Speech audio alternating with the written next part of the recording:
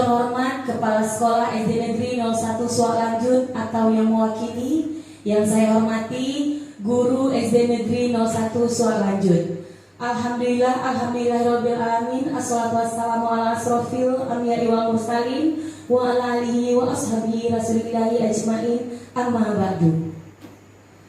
Menyanyikan lagu Indonesia Raya, hadirin dimohon berdiri.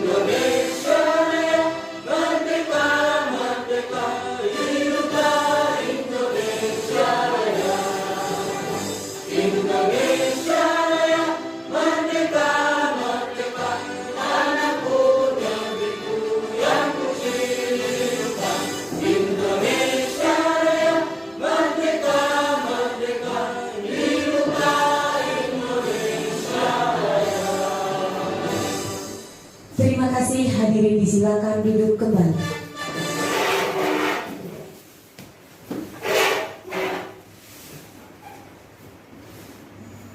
Selanjutnya arahan atau sambutan dari Kepala Sekolah SD Negeri 01 Suak Lanjut atau yang mewakili.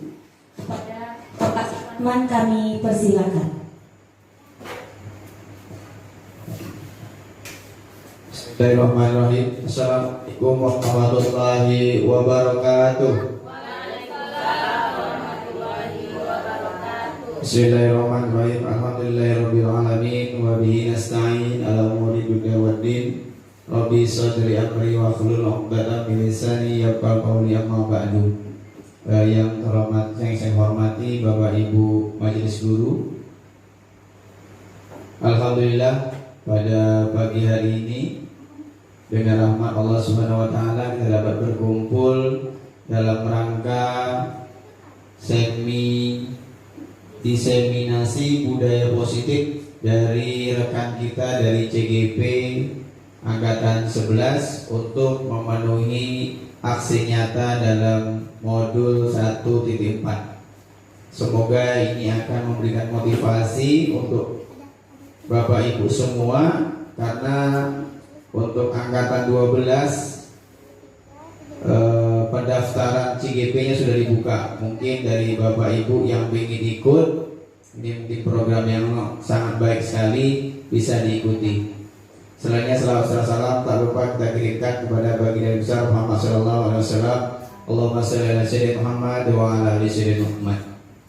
Yang pertama, saya apresiasi kepada Ibu Tri yang telah bisa lulus sebagai calon guru penggerak angkatan 11 dan pada hari ini akan mengaktualisasikan pembelajaran diseminasi budaya positif. Ini akan melibatkan kita sebagai seorang pendidik bagaimana nanti menerapkan kepada anak-anak didik kita semuanya. Diharapkan ini nanti kita sama-sama mendengarkan apa yang akan menjadi pokok diskusi atau pemaparan dari Bu Tri. Semoga ini nanti kita bisa dipraktekkan di dalam pembelajaran dan di lingkungan sekolah kita. Mungkin hanya itu yang dapat saya sampaikan sebagai perwakilan kepala sekolah. Harapan kami Bu Tri tetap semangat untuk menyelesaikan pendidikan guru penggerak angkatan 11 ini. Lebih dan kurang saya mohon maaf, dan akhiri wabillahi taufiq wal hidayah. Wassalamualaikum warahmatullahi wabarakatuh.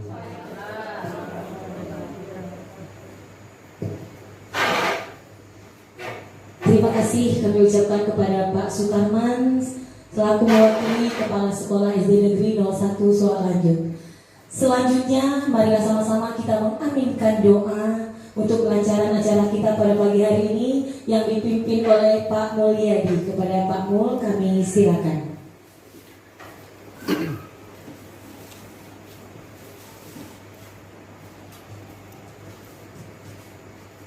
Bismillahirrahmanirrahim. Assalamualaikum warahmatullahi wabarakatuh. Alhamdulillah rabbil alamin. Wassalatu wassalamu ala asrofil anbiya'i wal mursalin wa ala alihi wa sahbihi ajmain. Ya arhamar rahimin, ya arhamar rahimin, ya arhamar rahimin, irhamna. Allahumma ighfir lana dzunubana wa liwalidayna warhamhuma kama rabbayana shaghira.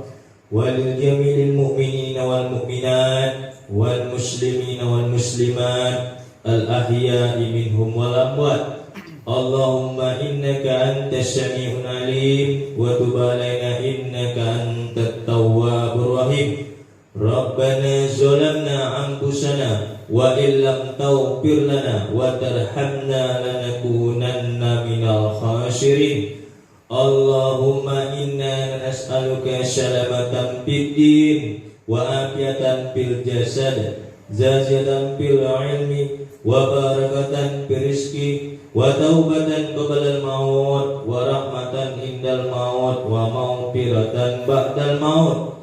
Allahumma hawwin alaina fi sakaratil maut wan najata minan nari wal aqwa indal hisab. Ya Allah, ya Rabbi, kami memohon mengharapkan ridho-Mu dan hidayah-Mu, ya Allah. Kami memanjatkan puji syukur kepadamu atas nikmat yang Engkau berikan kepada kami. Pada hari ini kami berkumpul, ya Allah, dalam acara diseminasi budaya positif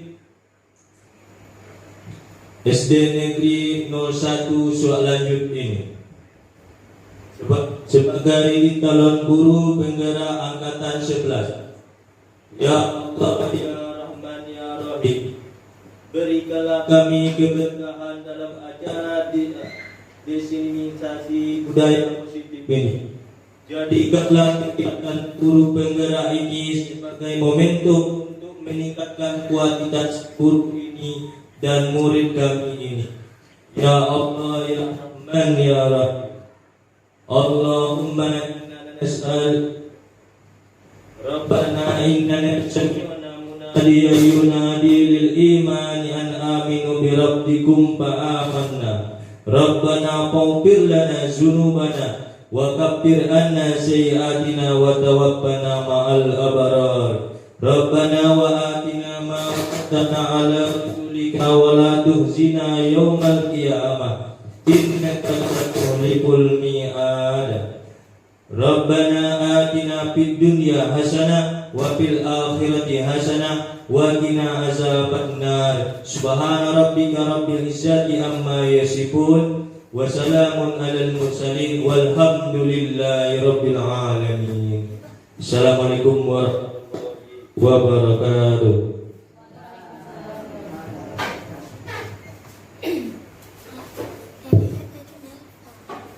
Amin amin ya robbal alamin. Terima kasih kami ucapkan kepada Pak Mul. Semoga acara kita pada pagi hari ini berjalan dengan lancar atas izin Allah Subhanahu wa taala. Amin ya robbal alamin. Baiklah, selanjutnya penyampaian materi oleh CGP Angkatan 11 dengan diseminasi budaya positif di SD Negeri 01 Suak Lanjut. Kepada Ibu Tri Wahyuni Winarti, SPD SD, kami silakan.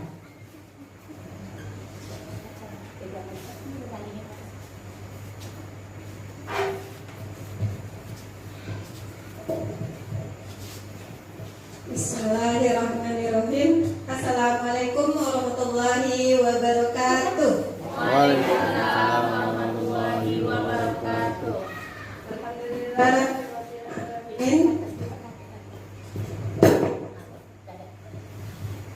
Segala puji syukur kehadirat Allah Subhanahu wa taala.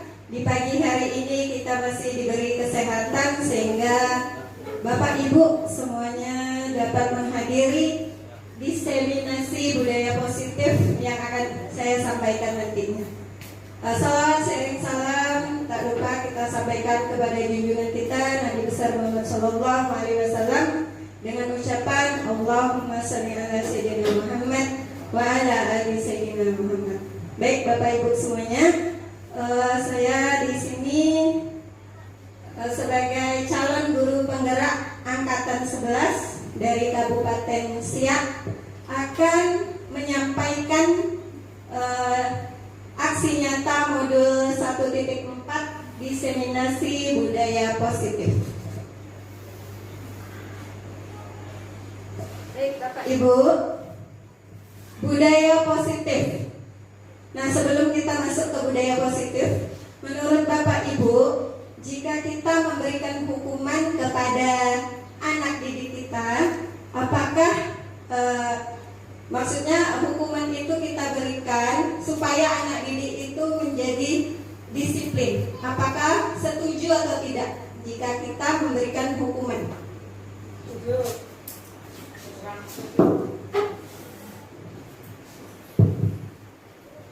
Bagaimana Bapak Ibu? Kalau kita memberikan hukuman supaya anak menjadi lebih disiplin, apakah kita setuju? Setuju? Oke, ada yang setuju, ada yang tidak setuju. Ada yang tidak setuju? Ada. Kira-kira kenapa Pak Bu kalau yang tidak setuju?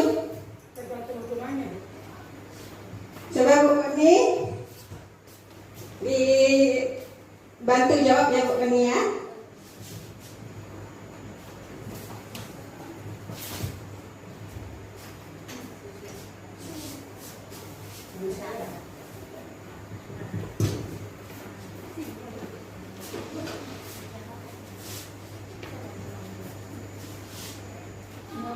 Tadi bicara mengenai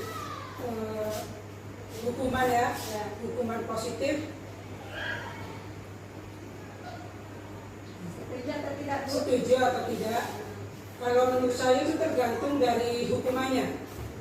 Karena hukuman juga ada yang bisa membahayakan. Contohnya misalkan setelah misalkan tidak mengerjakan tugas, kemudian anak disuruh berlari sampai 20 kali atau disuruh berdiri tegak, atau ada yang digeret kupingnya, itu juga untuk saat ini sangat kurang tepat istilahnya. Terima kasih Bu Koni. Berarti Bu Koni tidak setuju ya kalau anak diberikan Tergantung hukumannya. tergantung hukumannya. Berarti Bu Koni setuju ya jika diberi hukuman untuk mendisiplinkan anak didik. Baik Bapak Ibu semuanya, mari kita langsung saja ke tema kita agar kita lebih memahami lagi bagaimana budaya positif itu yang baik untuk di sekolah kita. Budaya positif yaitu nilai-nilai, keyakinan-keyakinan dan kebiasaan-kebiasaan di sekolah yang berpihak pada murid agar mereka dapat berkembang menjadi pribadi kritis, penuh hormat dan bertanggung jawab. Nah, inilah ya yang kita harapkan dari anak didik kita. Kita ingin sekolah itu yang berpihak kepada anak murid kita. Berarti di dalam memberikan hukuman itu kita sebaiknya menghindari. Karena hukuman itu tidak membuat anak menjadi disiplin. Nah, contoh-contoh budaya positif yang ada di sekolah. Ini yang ada di sekolah kita ya Bapak Ibu. Yang pertama, bersikap sopan dan meminta izin pada guru bila akan masuk atau keluar kelas. Nah, ini semua di kelas kita ya Bapak Ibu. Tentu anak-anak meminta izin jika mereka akan keluar. Yang kedua, mengantri, yaitu ketika bersalaman misalnya. Ada lagi Pak, Bu, mengantri yang lainnya di sekolah kita? Misalnya di musola ya Bapak Ibu, ngantri bagaimana tuh? Oke, ngantri waktu mengambil wudhu, kemudian masuk ke musolanya, ya kan? Nah, yang ketiga adalah membuang sampah pada tempatnya, atau biasa kita singkat menjadi LISA, lihat sampah, ambil. Nah, itu semua sudah terselenggara di sekolah kita. Yang keempat adalah jujur. Kita mengharapkan murid-murid kita ini berperilaku jujur dalam segala hal, dalam segala tindakan. Dan yang kelima, contoh budaya positif adalah toleransi, atau kita menyebutnya jamu bersibah, jaga mulut, bersikap baik. Nah, itu budaya positif yang sudah kita terapkan di sekolah kita ini. Perubahan paradigma, yaitu untuk membangun budaya positif, sekolah perlu menyediakan lingkungan yang positif.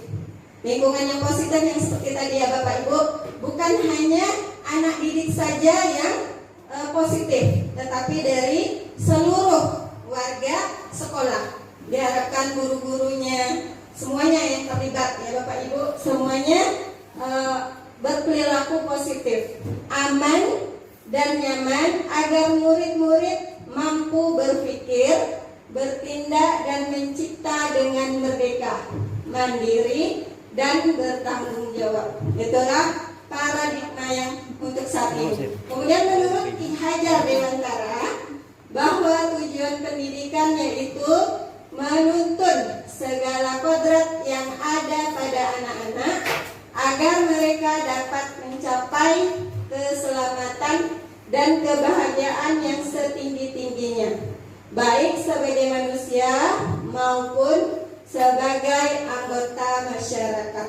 Jadi Bapak Ibu, kita sangat berharap kalau anak-anak kita itu datang ke sekolah itu dengan hati yang bahagia, yang senang, tidak merasa tertekan. Oh, nanti jumpa guru ini sedih, atau oh nanti jumpa guru ini takut. Nah, jadi kita ingin menciptakan, kita harus menciptakan lingkungan yang positif bagi anak-anak kita, sehingga mereka bisa mendapatkan pendidikan, pengajaran itu dengan hati yang bahagia. Oleh karena itu, pendidik itu hanya dapat menuntun tumbuh atau hidupnya kekuatan kodrat yang ada pada anak-anak, agar dapat memperbaiki lakunya, bukan dasarnya, hidup dan tumbuhnya kekuatan kodrat anak. Jadi Bapak Ibu, kita sebagai guru ini diibaratkan kita adalah seorang petani. Seorang petani yang akan misalnya kita menyemai bibit padi, maka diharapkan yang tumbuh adalah padi, bukan sebaliknya. Kita menyemai padi, yang kita harapkan nanti tumbuhnya jagung, tidak bisa. Jadi itulah tugas kita sebagai guru. Kita hanya bisa memupuk, merawat, menjaga anak-anak kita agar berperilaku yang lebih baik lagi. Tetapi kita nggak bisa merubah kodratnya.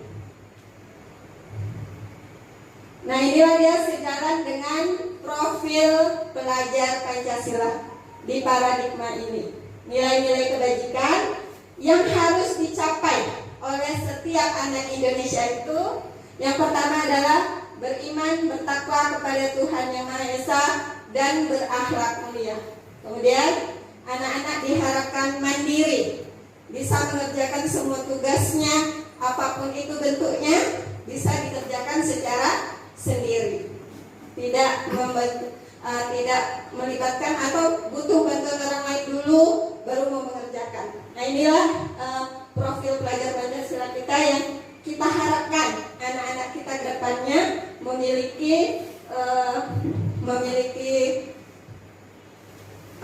apa namanya, karakter.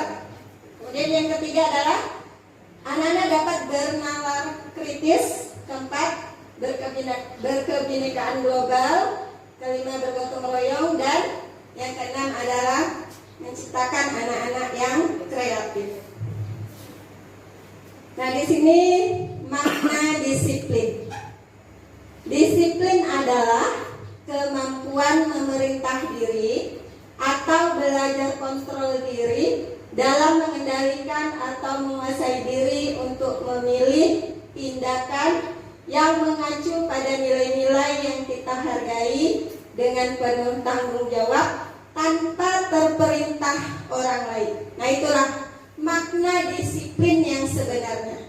Bahwa disiplin itu tumbuhnya dari diri kita sendiri, bukan dari unsur orang lain. Itu yang diharapkan, disiplin yang benar-benar muncul untuk anak didik kita. Disiplin positif. Dalam budaya kita, makna disiplin menjadi sesuatu yang dilakukan pada orang lain untuk mendapatkan kepatuhan. Nah, ini sudah berubah, Bu.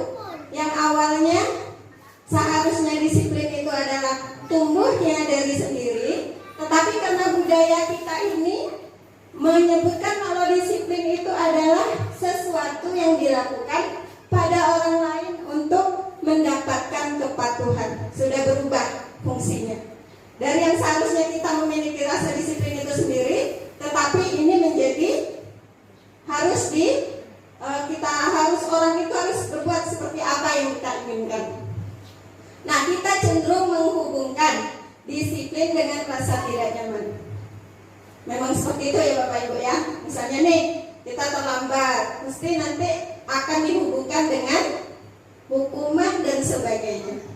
Seharusnya disiplin itu adalah berasal pada dirinya sendiri, tumbuh dengan dirinya sendiri tanpa pengaruh dari orang lain.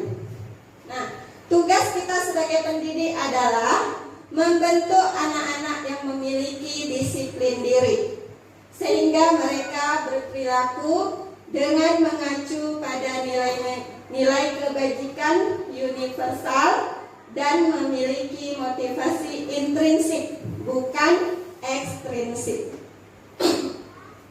Motivasi intrinsik itulah tadi Bu, ya Pak, yang dari dalam diri kita sendiri, bukan dari pengaruh orang lain atau yang disebut dengan ekstrinsik. Disiplin positif merupakan salah satu cara menerapkan disiplin yang bertujuan untuk menumbuhkan kesadaran serta membudayakan anak untuk melakukan sesuatu tanpa sogokan, ancaman maupun paksaan. Itulah arti sebenarnya dari disiplin positif. Selanjutnya adalah kebutuhan dasar manusia. Sebagai manusia, kita memiliki kebutuhan. Sama anak-anak didik kita, diri kita, semua yang namanya manusia memiliki 5 kebutuhan dasar. Yang pertama adalah untuk bertahan hidup. Bertahan hidup itu ada 2, kebutuhan fisiologis dan biologis. Yang fisiologisnya adalah seperti kesehatan, rumah, dan makanan. Itu kebutuhan hidup kita, bertahan hidup. Yang kedua adalah penguasaan, yaitu kebutuhan pengakuan atas kemampuan. Yang pertama, keinginan untuk dianggap berharga. Jadi wajar manusia itu jika melakukan sesuatu maka dia ingin dianggap berharga, karena itu adalah kebutuhan dasar sebagai manusia. Yang kedua adalah kekuatan untuk mencapai sesuatu. Berarti dia mempunyai motivasi sendiri bagaimana dia ingin mencapai sesuatu itu. Yang ketiga adalah diakui atas prestasi dan keterampilan. Ini sangat wajar Bapak Ibu. Maupun kita sebagai guru ataupun anak didik kita, semuanya ingin diapresiasi, ingin diakui atas prestasi dan keterampilan. Yang keempat adalah didengarkan dan memiliki harga diri. Sebagai manusia tentu kita sering curhat, sering ngobrol gitu ya Bapak Ibu ya. Nah itu adalah sebuah kebutuhan dasar. Yang ketiga adalah kesenangan. Nah kebutuhan dasar yang ketiga ini kesenangan, yaitu kebutuhan untuk mencari kesenangan, bermain dan tertawa. Itu hal yang wajar. Apa jadinya kalau dunia ini semuanya orangnya serius, tak tahulah itu kayak mana. Nah inilah dia, kebutuhan dasar kita itu adalah yang ketiga, kesenangan. Yang keempat, kasih sayang dan rasa diterima. Yang pertama, kebutuhan untuk disayangi dan diterima. Yang kedua, kebutuhan tetap terhubung dengan orang lain. Yang kelima, kebutuhan dasar manusianya adalah kebebasan, kebutuhan akan pilihan. Anak-anak dengan kebutuhan kebebasan yang tinggi menginginkan pilihan. Mereka perlu banyak bergerak, suka mencoba-coba, tidak terlalu terpengaruh orang lain, dan senang mencoba hal baru dan menarik. Kita sering dijumpai ya, anak-anak didik kita itu bebas inginnya. Kalau bisa itu ya semaunya sendiri. Nah ini karena dia kebutuhan dasar manusia, itu hal yang wajar. Kita hanya tinggal mengendalikannya saja. Selanjutnya adalah motivasi perilaku manusia. Motivasi merupakan dorongan yang timbul pada diri seseorang secara sadar atau tidak sadar untuk melakukan sesuatu tindakan dengan tujuan tertentu. Setiap orang pasti memiliki motivasi. Nggak mungkin nggak ada orang yang memiliki motivasi. Yang pertama adalah menghindari ketidaknyamanan dan hukuman. Murid melakukan disiplin diri karena ia takut dihukum. Nah, ini merupakan motivasi ekstrinsik.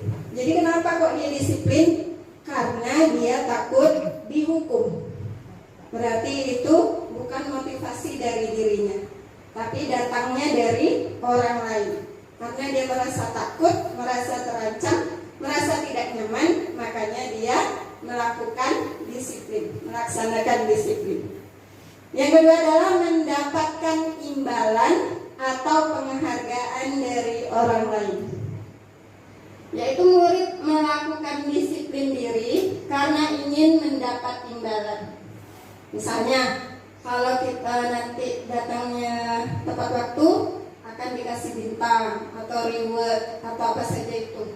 Maka ini sebenarnya hal yang motivasinya dari ekstrinsik, bukan dari dirinya sendiri. Ini juga dari luar dirinya, karena dia mengharapkan imbalan, makanya dia melaksanakan disiplin. Nah yang ketiga adalah menghargai nilai-nilai kebijakan diri sendiri. Murid melakukan disiplin diri karena sadar akan nilai-nilai kebajikan dirinya.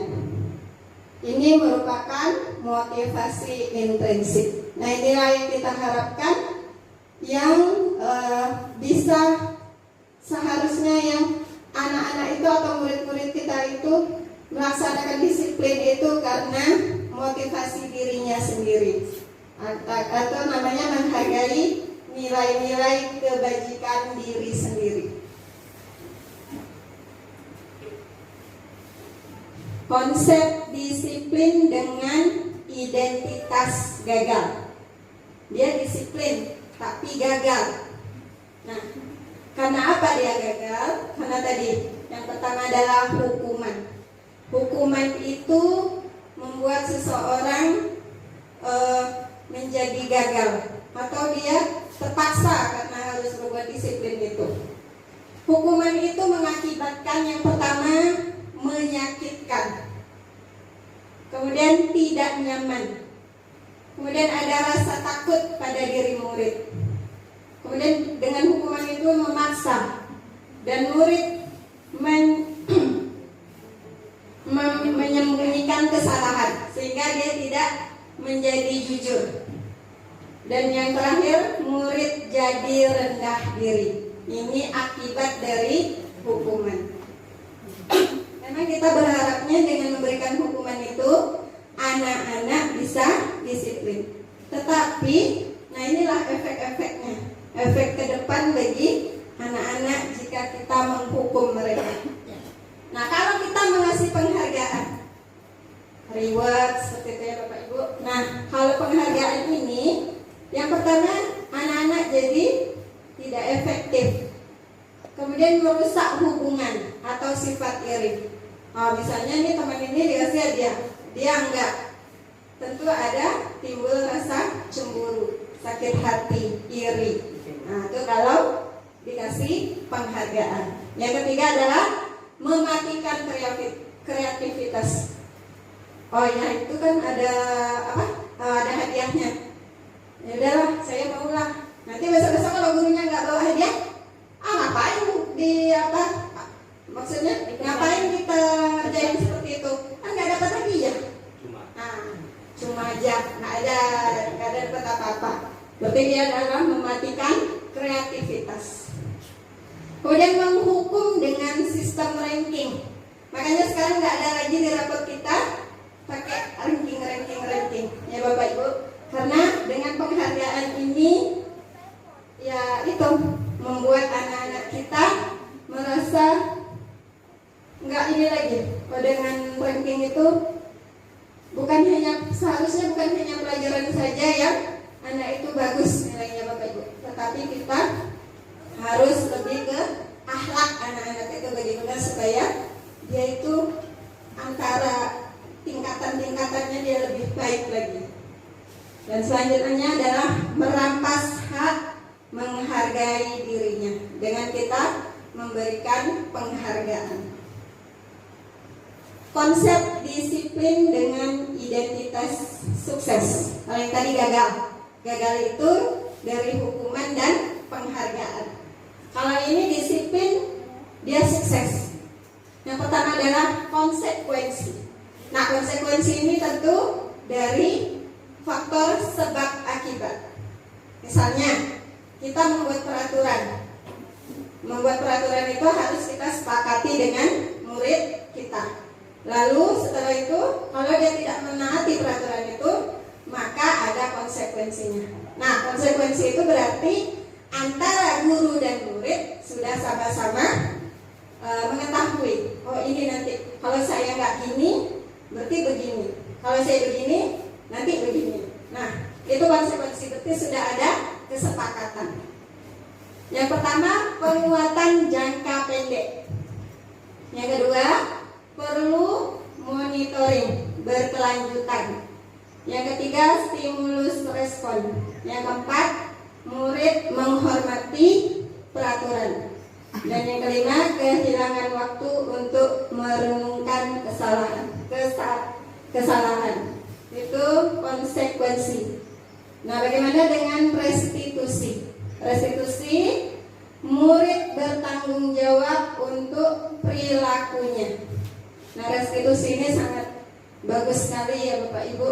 Kalau restitusi itu kita mengajak anak kita untuk berkomunikasi, lalu kita akan menanyakan lebih dalam lagi mengapa melakukan seperti itu, lalu bagaimana mencari jalan keluarnya supaya tidak lagi melakukan hal seperti itu. Nah, yang kedua adalah fokus pada pemecahan masalah jangka panjang. Diharapkan dengan kita restitusi ini, anak-anak tidak lagi berbuat kesalahan. Yang ketiga, murid menghormati dirinya dan orang lain.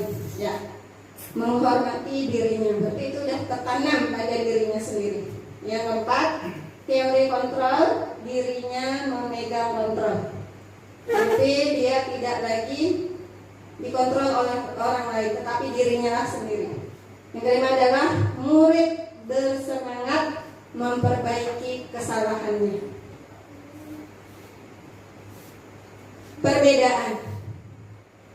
Ini ada kasusnya, siswa datang terlambat ke sekolah. Nah, di sini ada hukuman, ada konsekuensi, ada restitusi. Jika kita menghukum, kalau kita sebagai penghukum, maka guru menghukum siswa tersebut hormat bendera selama 10 menit. Guru marah sehingga murid menjadi takut. Misalnya itu pada kasus siswa sering terlambat ke sekolah. Nah, hal-hal seperti ini berarti Bapak Ibu kita memberikan hukuman kepada murid kita. Hormat bendera misalnya, terus gurunya marah-marah, itu adalah bentuk hukuman. Sebaiknya memang harus ya Bapak Ibu, kita tidak boleh memberikan hukuman kepada murid-murid kita. Nah, bagaimana kalau dengan konsekuensi? Konsekuensi tadi berarti sudah ada persetujuan, perundingan gitu ya. Nah, guru memberikan konsekuensi mengerjakan tugas selama 10 menit karena terlambat sehingga tugas belum selesai. Yang kedua, guru tegas sehingga murid menghormati peraturan. Itu kalau kita memberikan konsekuensi. Nah, kalau restitusi, jika kita melakukan restitusi, guru menanyakan keyakinan kelas dirinya dan membantu siswa menyelesaikan permasalahannya. Nah, sudah anak tuh membuat kesalahan tadi, sering terlambat ke sekolah, lalu guru dapat berkomunikasi dengan baik sehingga siswa tersebut bisa menyelesaikan permasalahannya. Yang kedua, guru terbuka dan siswa menghormati dirinya dan orang lain. Nah, ini jadi yang paling bagus kita lakukan adalah restitusi. 5. Kontrol guru. Nah, ini Bapak Ibu, kira-kira kita ada di kontrol yang mana ya? Apakah sebagai penghukum, atau pembuat rasa bersalah, atau pemantau, atau sebagai teman, atau sebagai manajer. Nah, kalau penghukum, biasanya guru akan berkata, kalau kamu tidak melakukan, awas ya.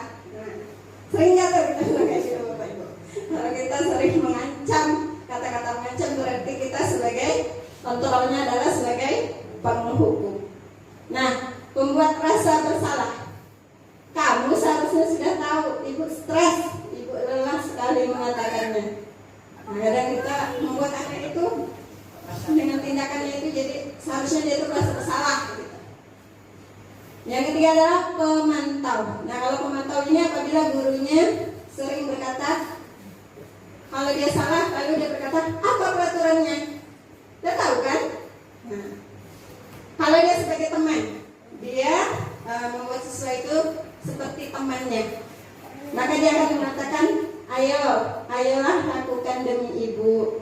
Atau masa kamu tidak mau? Ingat tidak, ibu pernah bantu. Nah, itu berarti posisi kita sebagai teman.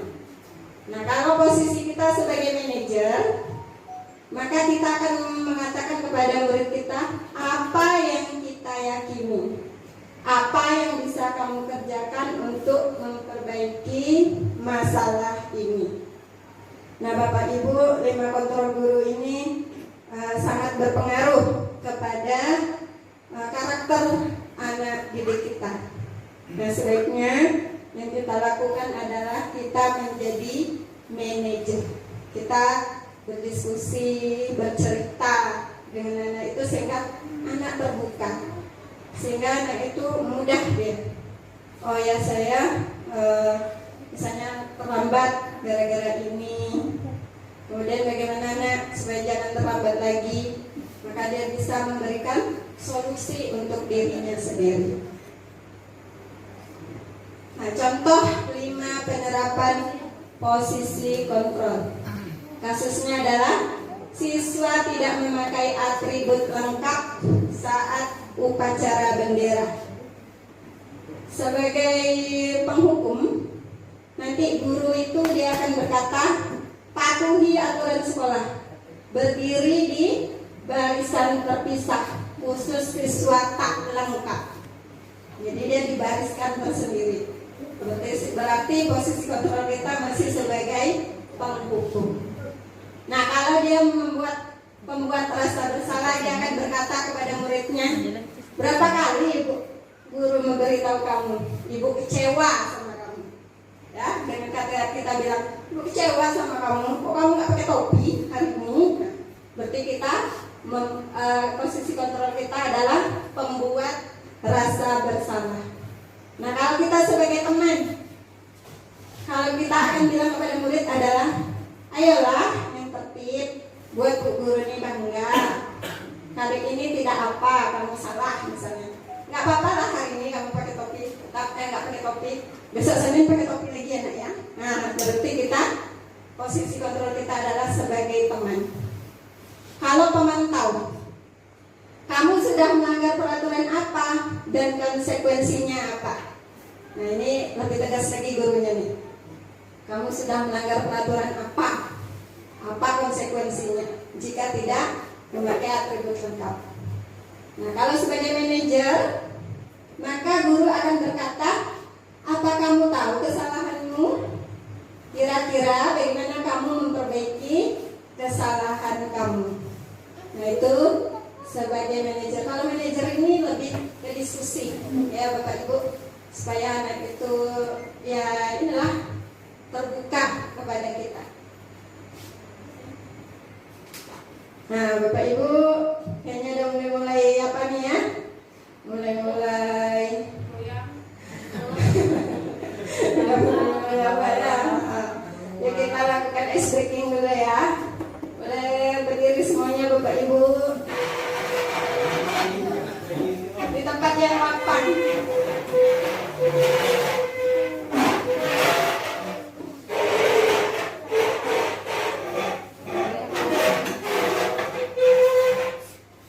Siap?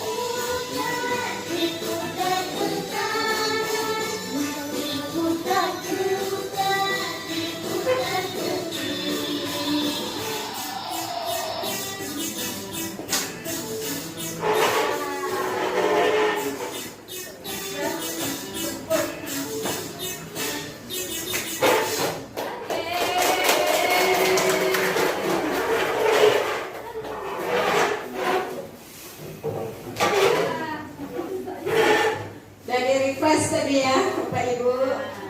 Semangat lagi. Lanjutkan materi kita. Selanjutnya adalah keyakinan kelas.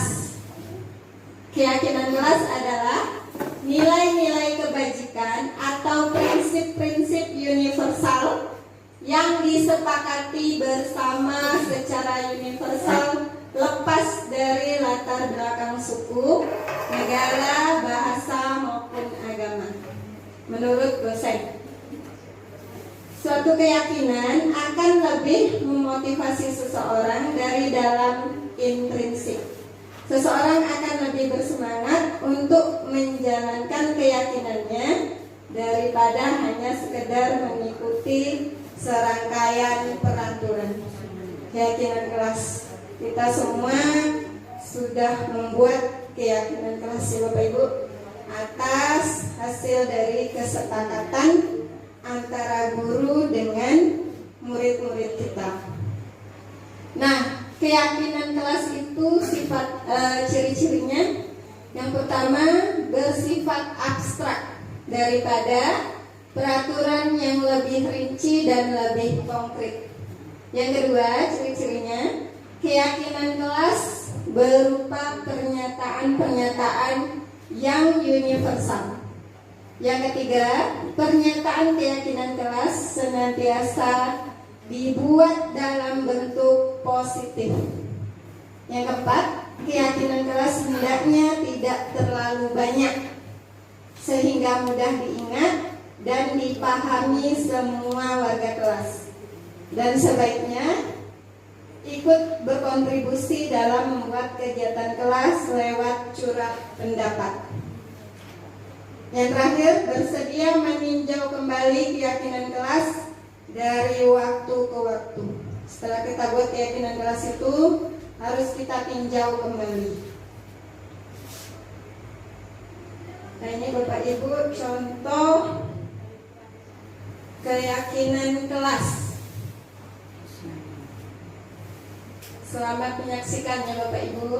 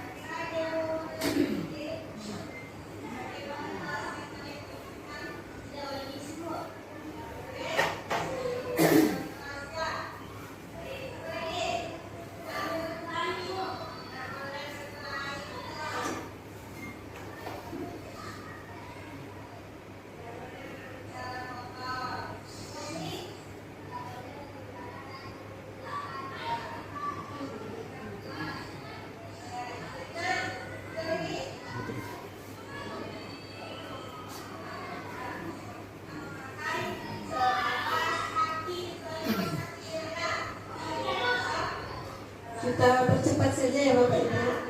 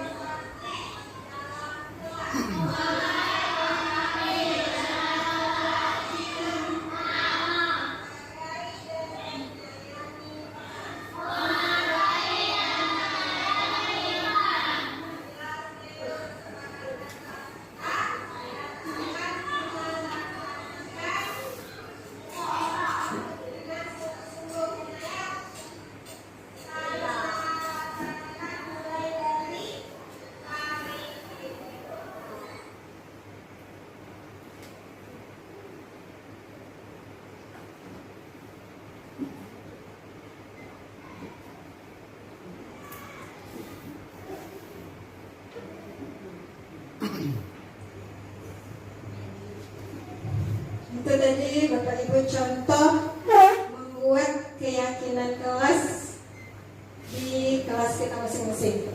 Nah, ini selanjutnya Bapak Ibu, penerapan keyakinan kelas dan peraturan keterkaitan nilai-nilai universal.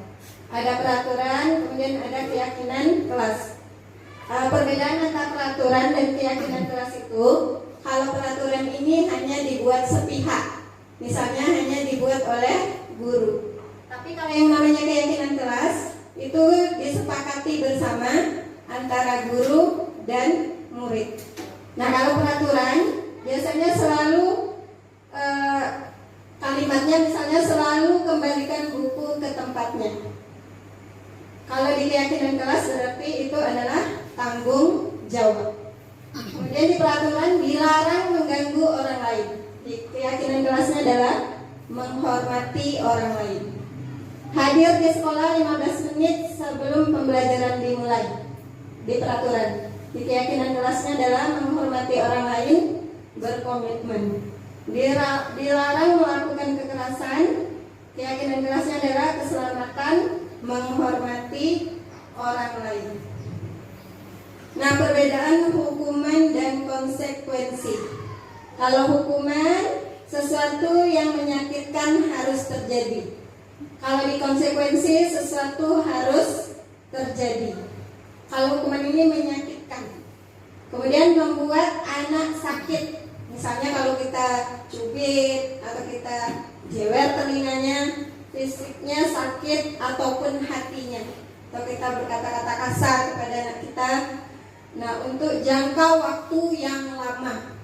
Nanti kalau orang-orang yang itu kadang tuh Bu, sudah dewasa atau dia udah menjadi guru kembali, dia masih ingat tuh perlakuan dulu gurunya ke dirinya. Jadi kalau hukuman ini jangka waktunya itu lama sakitnya.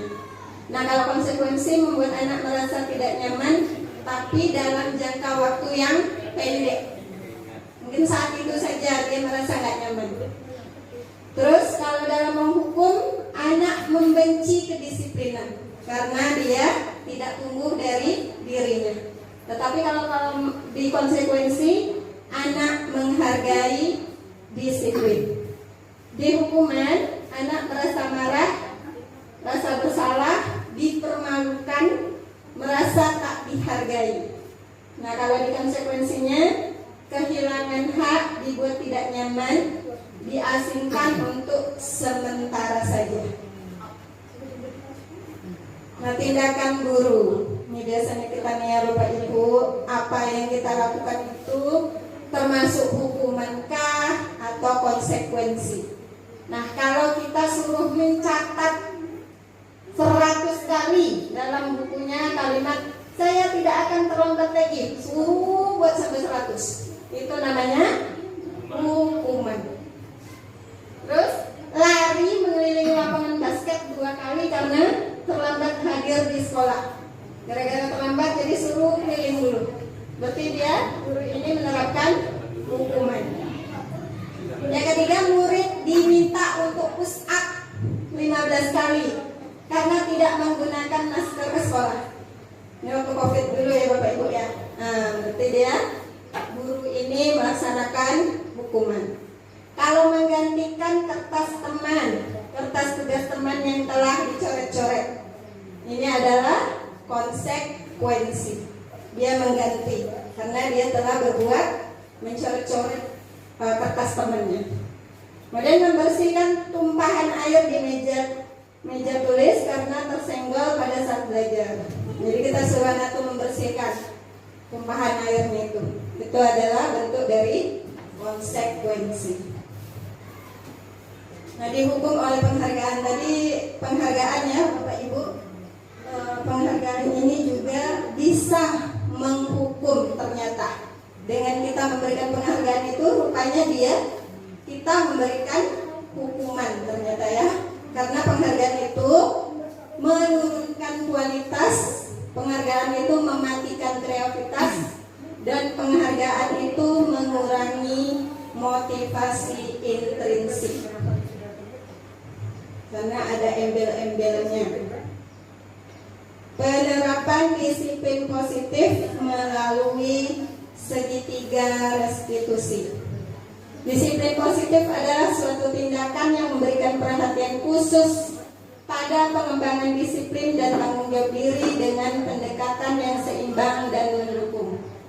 Tujuan dari disiplin positif adalah menanamkan motivasi pada peserta didik kita untuk menjadi orang yang mereka inginkan dan menghargai diri sendiri dengan nilai-nilai yang mereka percaya.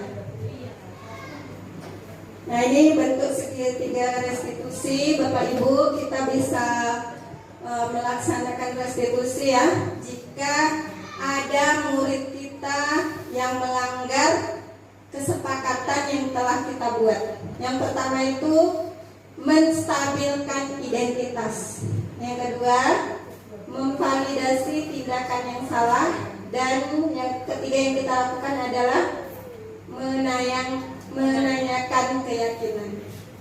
Nah, segitiga restitusi itu adalah proses menciptakan kondisi bagi peserta didik untuk memperbaiki kesalahan mereka sehingga mereka bisa kembali pada kelompok mereka dengan karakter yang lebih kuat.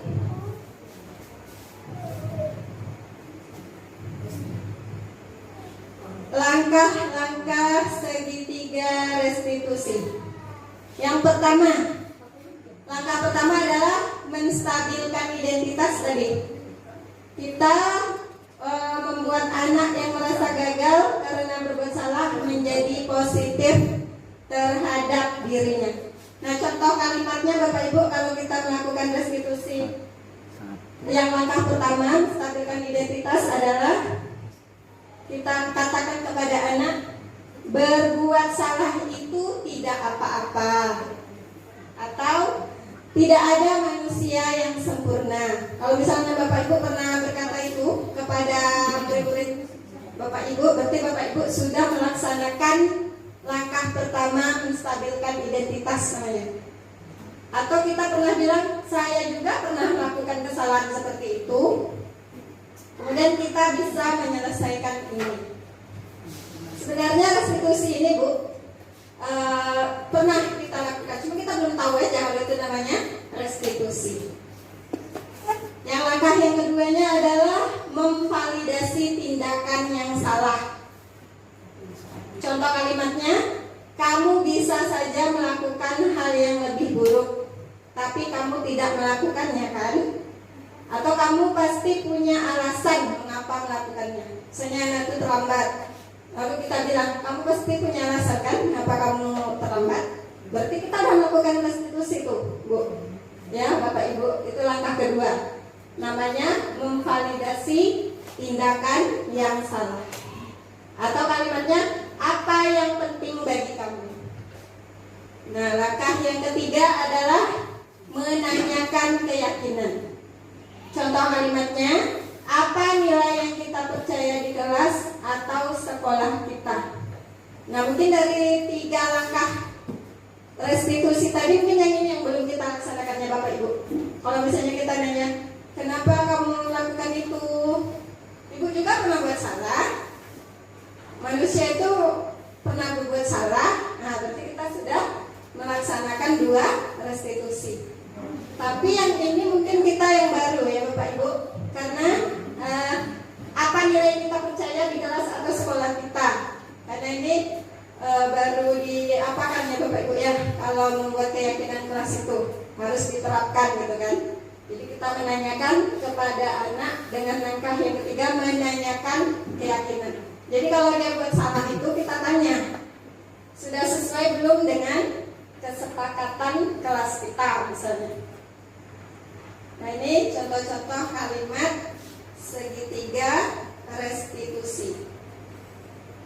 Kemudian intervensi 30 detik. Intervensi ini bisa membantu murid kembali ke tujuan semula dengan cukup singkat dan dengan cara non-konfrontatif. Dengan kalimatnya, apakah kamu ingin berbuat lebih baik? Kalau dia berbuat salah Ibu ya, misalnya anak itu melakukan kesalahan, lalu kita kita bilang apakah kamu ingin berbuat lebih baik, terus apakah saat ini kamu sedang menjadi orang yang sedang kamu inginkan, dan apakah wajar membuat kesalahan, bisakah kita memperbaikinya, apa yang kamu lakukan saat ini sesuai, kapan kamu siap untuk memulai, peraturannya apa, sepertinya kamu punya masalah, saya bisa bantu. Saat ini kamu seharusnya berbuat apa? Nah, itu interferensi 30 detik untuk murid-murid kita. Terima kasih Bapak Ibu sudah menyediakan waktu di acara penyampaian desainalisasi budaya positif saya. Semoga apa yang saya sampaikan ini bermanfaat dan kita bisa terapkan kepada murid-murid kita. Terima kasih atas waktu dan perhatiannya. Saya ucapkan Assalamualaikum warahmatullahi wabarakatuh. Waalaikumsalam warahmatullahi wabarakatuh.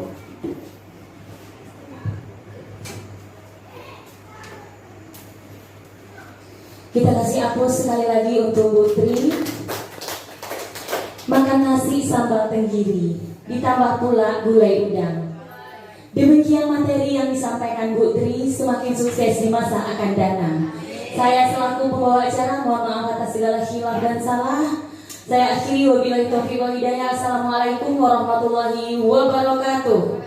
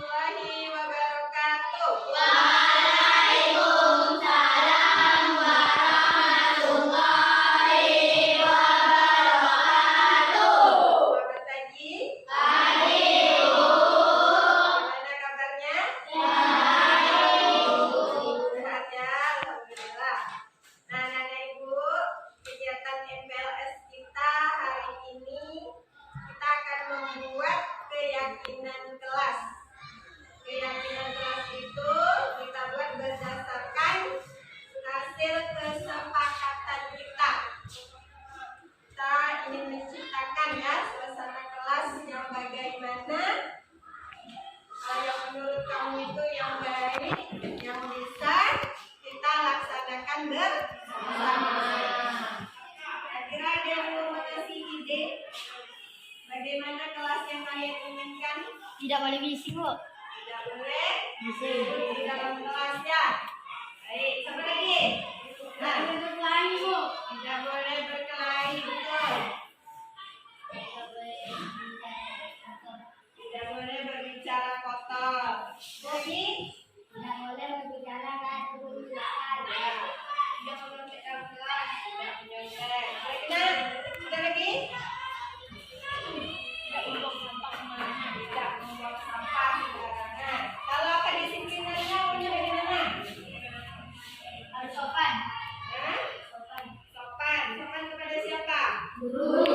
Kepada guru dan menyayangi teman. Terus apa lagi? Apa lagi kira-kira? Apa, Vincent? Wajib melaksanakan tiket dan upacara. Wajib melaksanakan ada yang kabur pas melaksanakan tiga ada boleh kabur baik datang tepat terus nih misalnya kalian mau ke kamar mandi harus bagaimana? Izin ketika keluar kelas. Jadi nggak boleh ngomong penjahit ya, izin dulu.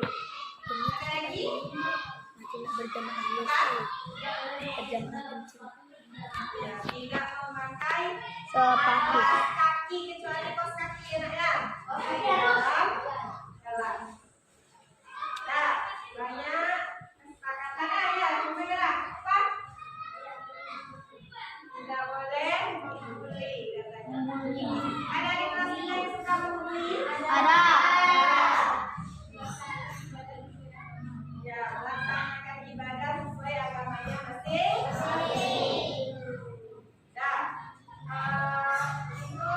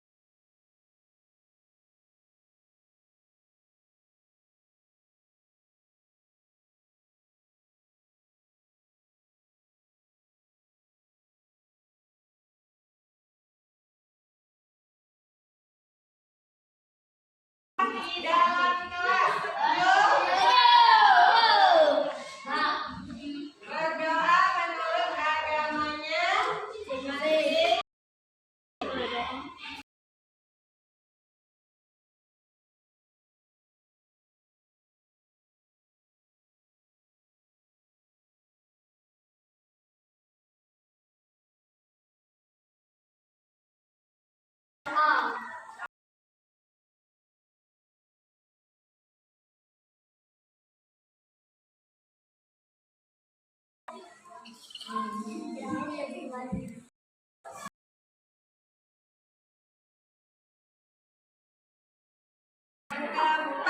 yang mau menuliskan ke depan? Kami.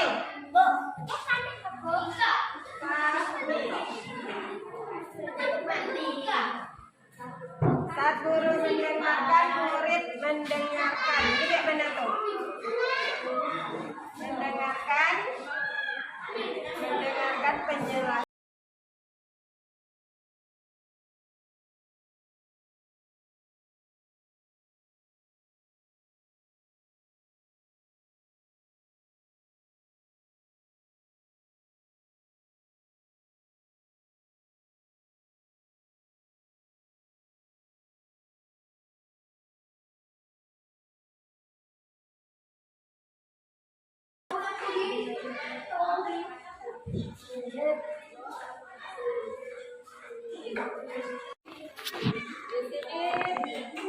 Tidak boleh membuli, tidak boleh kata-kata. Jadi kalimatnya bagaimana?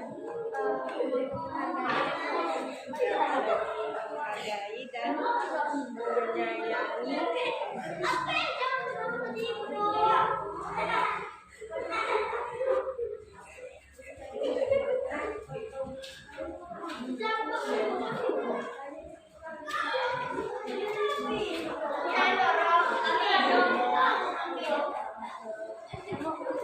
Dalam kelas yang telah kita musyawarahkan bersama, dan ini nanti akan kita panjang di kelas kita ya. Kita bacakan sama-sama ya. Keyakinan kelas 6A. Keyakinan kelas 6A. Satu. Datang tepat waktu.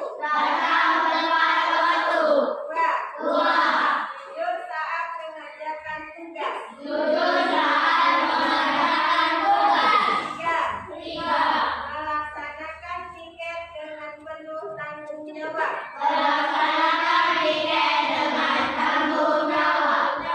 Empat. Guru menjelaskan, murid mendengarkan.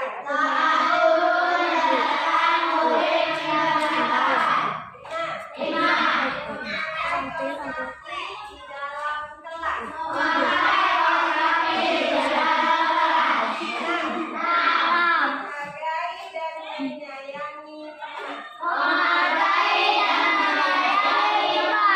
Menjelaskan kesepakatan kelas kita dan akan kita laksanakan dengan sungguh-sungguh ya. Kita laksanakan mulai dari hari ini. Terima kasih telah mengeluarkan ide-idenya untuk membuat kesepakatan atau keyakinan kelas kita. Akhirnya, assalamualaikum warahmatullahi wabarakatuh.